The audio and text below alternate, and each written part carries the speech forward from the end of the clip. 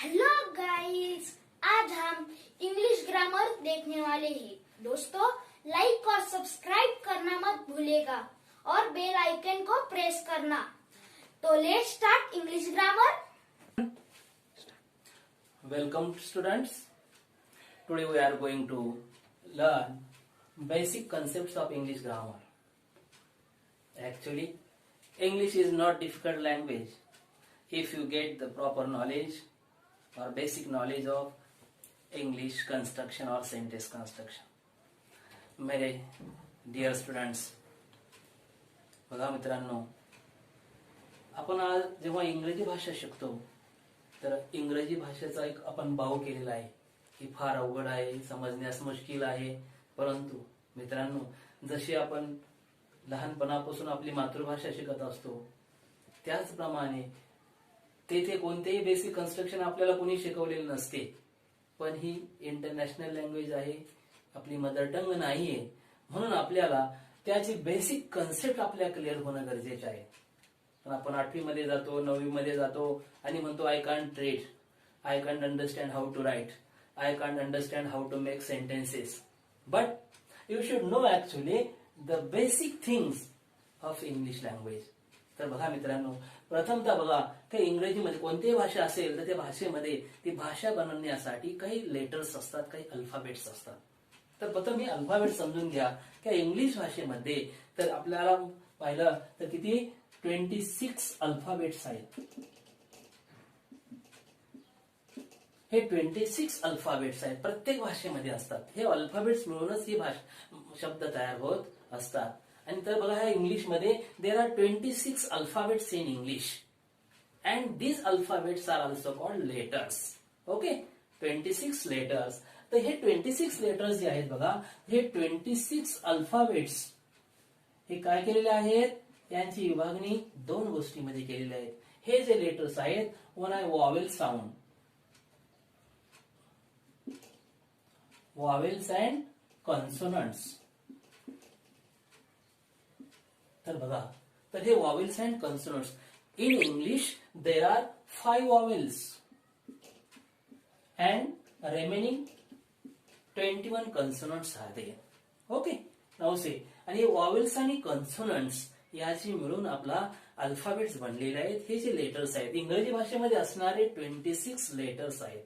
Okay, मग what is mean by vowels and consonants. हे vowels जे आहेत बघा, तर हे वॉवेल्स काय असते, आपण कोणताही जेव्हा आपण लेटर उच्चारतो तर तेव्हा आपल्या तोंडातून हवा बाहेर पडते विदाउट एनी डिस्टर्बन्सेस.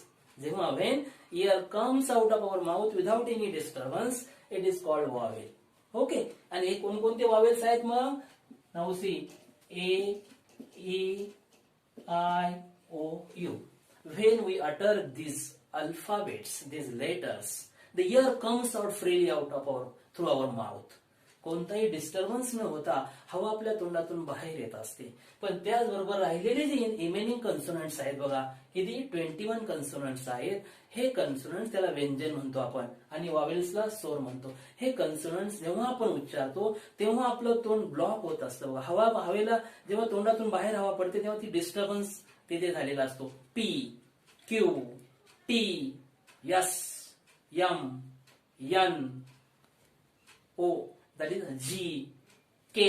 हे जेव्हा आपल्या तोंडातून हवा बाहेर पडते ना बघा, आपल्या अंतर्गत हालचाली झालेल्या असतात आणि हवा ब्लॉक होते. आणि ब्लॉक होते ते आहेत कन्सोनंट्स आहेत. काय आहेत, कन्सोनंट्स. आणि म्हणून बघा, हे अल्फाबेट्स आणि कन्सोनंट्स. ओके, ते alphabets under the 26 alphabets there are 2 things, vowels and consonants आहे. ओके, हे वॉवेल्स अँड कन्सोनंट्स आहे. तर बघा, पुढचा शब्द बघितला तर आपण बघा, हेच अल्फाबेट्स, हेच वॉवेल्स आणि कन्सोनंट बनवून काय बनत असतात, वर्ड. जो दुसरा आपला टॉपिक आहे बघा, हा आहे वर्ड. आणि मग हे वर्ड म्हणजे काय, ते word that is the combination of alphabets, combination of alphabets having particular sense, having particular meaning. असे काही अल्फाबेट्स असतात की ते आपण एकत्र करतो आणि एकत्र करून त्याचा जो शब्द तयार होतो, त्याचा जो एक शब्द तयार होतो त्याला मात्र अर्थ असला पाहिजे. तुम्ही कोणतेही शब्द घ्याल, PQRTM, शब्द तयार होईल का? नाही. It should have the proper sense, त्याला सेन्स असला पाहिजे. म्हणजेच काय, हे वॉवेल आणि हे कन्सोनंट मिळून काय केला जातो, एक शब्द बनतो. फक्त तो शब्द असा, मग तुम्ही कोणतेही अल्फाबेट्स एकत्र करून घ्याल, परंतु त्याला काय असला पाहिजे, अर्थ प्राप्त असला पाहिजे. मग बघा, तुम्ही जर असं म्हणलात A T P L M आहे का, याला अर्थ काही प्राप्त होतो का? नाही. पण तेच जर आपण ह्या पद्धतीने शब्द वापरला, बॉय, ओके, वॉच, पिओन, यामध्ये सुद्धा काय वापरलंय, बी हे काय आहे, व्यंजन आहे, ओ स्वर आहे आणि वाय काय आहे, व्यंजन आहे. ओके, तर हे स्वर आणि व्यंजन मिळून याचं कॉम्बिनेशन केलंय आपण, पण याला अर्थ प्राप्त आहे. काय आहे, अर्थ प्राप्त आहे. बॉय म्हणतात त्याला, काय, boy.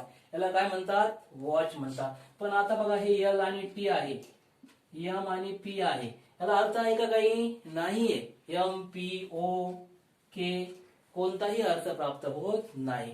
So friends, the alphabet, the word means the combination of alphabets or combination of letters having proper sense, having proper meaning, त्याला योग्य असा अर्थ प्राप्त झाला पाहिजे, तेव्हाच तो काय होतो, आपण त्याला वर्ड म्हणतो. आणि म्हणून boy, watch, peon, man, take. Now say these are the words: mango, jump, run, smile, ouch. Okay, बघा आता मित्रांनो, हा मँगो शब्द आहे. ओके, हा मँगो शब्द MANGO असे स्वर आणि व्यंजनाने मिळून मँगो शब्द झालेला आहे, बरोबर की नाही? Because it indicates, it denotes object. काय दाखवतो, हे ऑब्जेक्ट आहे बघा. म्हणजेच काय, एक वस्तू आहे, एक घटक आहे, एक काय आहे, हा फ्रूट आहे, बरोबर आहे की नाही? म्हणजे MANGO हे लेटर्स मिळून एक शब्द तयार झाला, मात्र त्याला अर्थ प्राप्त आहे. काय आहे, ऑब्जेक्ट आहे. तसंच आपण जम्प आहे बघा, हा जम्प आहे ना, ही ऍक्शन आहे. काय आहे, ही ऍक्शन आहे. JUMP यामध्ये काय आहे, हे स्वर आहे आणि व्यंजन आहे, हे मिळून एकत्र केलेलं आहे. अस्ताव्यस्त कोणते आपण घेतलेत का? नाहीये. हे जेव्हा हे एकत्र केले तेव्हा एक शब्द तयार झाला, jump. And jump denotes action. काय दाखवतो, कृती दाखवतो, एक प्रकारची आपली ऍक्शन दाखवतो. त्याचप्रमाणे हा रन शब्द आहे बघा, हा रन सुद्धा काय दाखवतो, ऍक्शन. तीन आहे तिथे, दोन कन्सोनंट्स आहेत आणि एक वावेल आहे. आर आणि रन कन्सोनंट आहे आणि यू काय आहे, वावेल साऊंड आहे. हे तीन एकत्र आले, पण तू रन शब्द तयार झाला. रनला अर्थ प्राप्त आहे. रन काय आहे, एक ऍक्शन आहे आपली, बरोबर की नाही? He runs. त्यानंतर स्माइल शब्द आहे बघा, हा स्माइल सुद्धा इथे हा शब्द आहे. स्माइल, आउच, हे सुद्धा व्यंजन आणि स्वर मिळून तयार झालेला एक शब्द आहे, मात्र त्याला अर्थ आहे. काय, अर्थ प्राप्त आहे. स्माइल एक प्रकारचे आपले काय आहे, एक्सप्रेशन आहे, एक्सप्रेशन आहे. आउच हे सुद्धा एक्सप्रेशन आहे. म्हणजे थोडक्यात सांगायचं काय आहे, शब्द कशाला म्हणायचं, की combination of letters, that is alphabets, having proper sense. It should become the sensible word. It should have the sense, त्याला सेन्स असला पाहिजे, त्याला एक अर्थ प्राप्त असला पाहिजे. म्हणून हे जे आहे त्याला शब्द म्हणतात, त्याला काय म्हणतात, वर्ड म्हणतात. आता दुसरी गोष्ट पुढे जर पाहिले तर that is in short, word is equal to vowel plus consonant sound. Okay, म्हणजेच कन्सोनंट आणि वावेल मिळून हा जेव्हा एखादा शब्द तयार होतो आणि त्याला प्रॉपर अर्थ असतो, it is called word.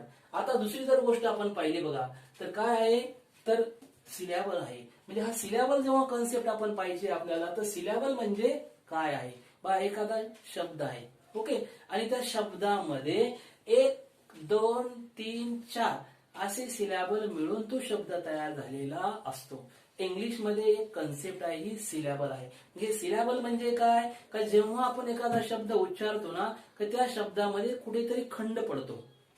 Continuous आपण तो शब्द उच्चार करू शकत नाही, बरोबर की नाही? तसा करमरकर, एखादा अग्रीमेंट, अग्रीमेंट हा शब्द असेल. वॉटर, पॉवर, आहे की नाही?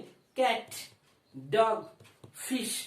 म्हणजे सिलॅबल म्हणजे आहे असा सिलॅबल आहे की ज्यामध्ये ज्या कन्सोनंट मध्ये एक तरी तुम्हाला वावेल असला पाहिजे.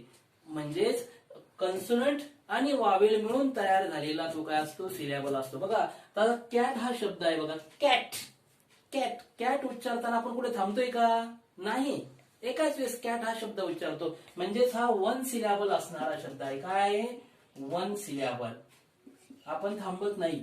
डॉग, फिश, वाटतंय का आपण थांबलेला उच्चार करताना, नाहीये. इथे एकच सिलॅबल आहे. इंग्रजी भाषेत काय म्हणतात त्याला, सिलॅबल. कंटिन्युअस म्हणजे आपण ते शब्द उच्चारताना कुठेही थांबत नाही. त्याचबरोबर दुसरा शब्द बघा आता, वॉटर.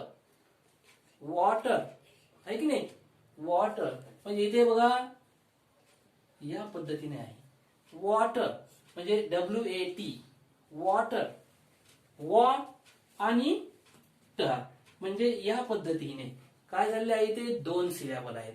कारण WA सिलॅबल कसा होतो, कन्सोनंटच्या बरोबर काय असलं पाहिजे, वावेल असलं पाहिजे, तिथे स्वर असला पाहिजे. म्हणजे WA आणि TER इथे 2 काय झाले आहेत, 2 सिलॅबल तयार झाले. त्याचबरोबर पॉवर आहे की नाही, पॉवर. पॉवर आपण बघा पॉवर पॉवर नंतर थोडं थांबले असेल, वॉटर वॉटर वॉटर, पॉवर आहे की नाही. इथे किती सिलॅबल आहेत, 2 सिलॅबल आहेत. हे 2 सिलॅबल. त्याचबरोबर ब्युटिफुल. ब्युटिफुल हा शब्द आहे बघा, तर ब्युटिफुल ब्युटिफुल बघा, हा यामध्ये स्वर आहे, यामध्ये स्वर आहे, यामध्ये सुद्धा स्वर आहे. म्हणजेच किती झाले बघा, 1 2 आणि 3. म्हणजेच हा हे शब्द काय झालेला आहे, 3 सिलॅबल्स. दॅट इज 3 सिलॅबल्स इथे आहेत. म्हणजे या पद्धतीने ऍडोरेबल असेल, मॅनेजमेंट असेल, there are so many words. Okay, म्हणजे ह्या सिलॅबलने 2 3 4 किंवा 1 सिलॅबल मिळून हा शब्द तयार झालेला असतो. Okay, Go. next one is sentence. Okay, now see friends, we have seen alphabet, letters, word and syllable. Okay, have you got the point? Now see sentence. आता sentence म्हणजे वाक्य आहे बघा. आणि जेव्हा वाक्य आपल्याला तयार करायचं ना, there are 3 parts of sentences. That is, these are the important parts. We should know first these parts.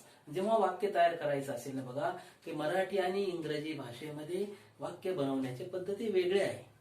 मराठीमध्ये सुद्धा काय लागतं, कर्ता, कर्म आणि क्रियापद लागतं. फक्त मराठी आणि इंग्रजी भाषेमध्ये यांचा जो क्रम आहे हा क्रम बदल आहे. मी पुण्याला गेलो, मी पुण्याला गेलो, मी जेवण केले, मी पुस्तक वाचले, आहे की नाही. मी पुस्तक वाचले, मी कर्ता आहे, पुस्तक कर्म आहे, वाचले क्रियापद आहे.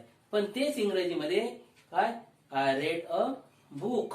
म्हणजेच इंग्रजीमध्ये पहिला कर्ता येतो, त्यानंतर क्रियापद येते आणि त्यानंतर कर्म येते. हे जे त्याचं काय क्रम आहे ना, हा क्रम महत्वाचा आहे बघा. आणि मग आपण काय करतो, मराठी भाषेप्रमाणेच वाक्य बनवण्याचा प्रयत्न करतो.